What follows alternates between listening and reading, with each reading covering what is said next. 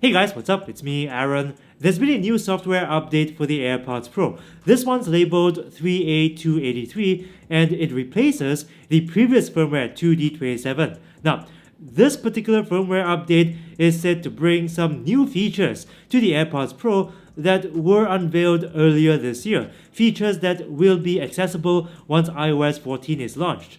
One of these new features that everyone's excited about is spatial audio. And this is something that I discussed in this video along with all these other new features that will be available once iOS 14 launches. But what we don't know is whether this new firmware update 3A283 is gonna affect your AirPods Pro's performance in terms of sound quality, phone call quality, and noise cancelling performance. And this is what this video aims to reveal. You guys are gonna hear the difference between them in terms of phone call quality and noise cancelling. Then we're gonna talk about how different they are between these two firmwares in terms of sound quality. Now, if you guys want to know in advance whether future software updates by Apple is gonna affect your AirPods Pro's performance before actually performing the update, please subscribe and ring the notifications bell because this is the only way YouTube will notify you of similar videos from this channel. Okay, first we're going to compare the phone call quality between these firmwares. As usual, I'm going to play some really loud cafe style background noise to simulate making a phone call in a noisy cafe environment, and I'm going to record a voice memo on my phone using these earbuds with both firmwares. Background noise, AirPods Pro with firmware 3A283, record.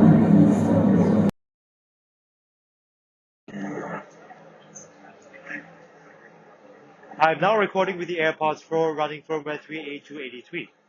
The quick brown fox jumps over the lazy dog. The quick brown fox jumps over the lazy dog.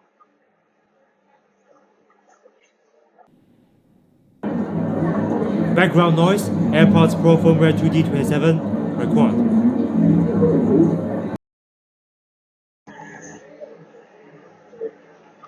I am now recording with the AirPods Pro firmware 2D27. The quick brown fox jumps over the lazy dog. The quick brown fox jumps over the lazy dog.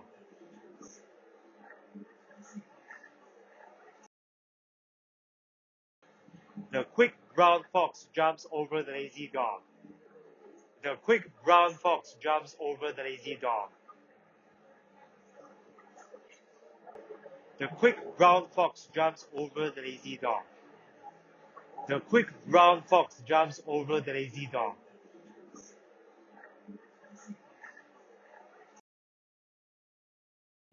So I think it's pretty safe to say that in terms of phone call quality, there really is no difference at all between the old firmware and the new firmware 3A283. Now let's move on to the noise cancelling test. As usual, I'm gonna play the same background noise that I played before.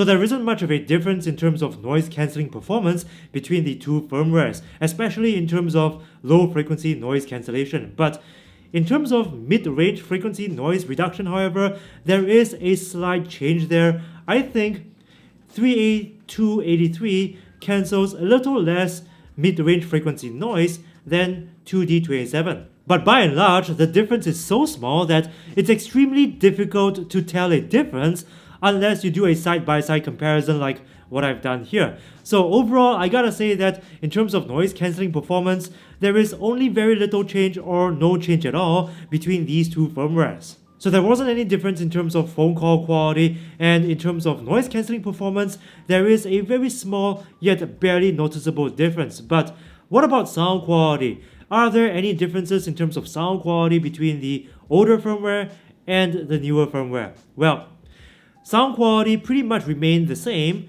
except for one small thing. I feel that in the new firmware, its sound quality is a little more bright in the mid-range. Whenever you're playing slower types of music, it isn't very noticeable, but when you're playing faster songs like alternative rock or deep house, then you begin to notice the mid-range is a little more bright and a little more shrill, and track separation in the mid-range is also slightly less clean than before, but the difference is so small that most people will not be able to tell the difference at all.